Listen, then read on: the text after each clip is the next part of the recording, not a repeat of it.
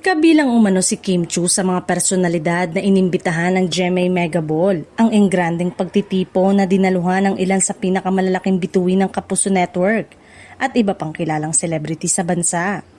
Ayon sa source, nakatanggap ng imbitasyon ang Chinita Princess para sa nasabing event. Gayunpaman, hindi na siya nakadalo dahil meron na rin siyang naunang nakatakdang commitment na hindi na maaaring ipagliban.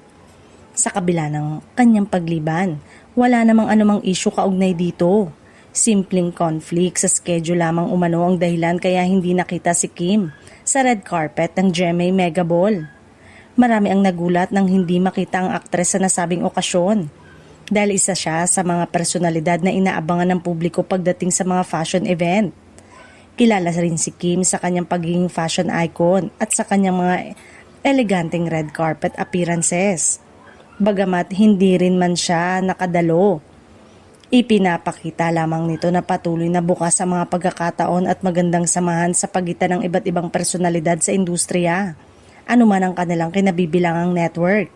Sa ngayon, nananatiling abala si Kim sa kanyang sunod-sunod na proyekto at mga commitments. Umaasa naman ang kanyang mga tagahanga na sa susunod na malalaking event ay muli nilang makikita ang aktres na rumarampa at nagbibigay inspirasyon sa kanyang mga taga-suporta.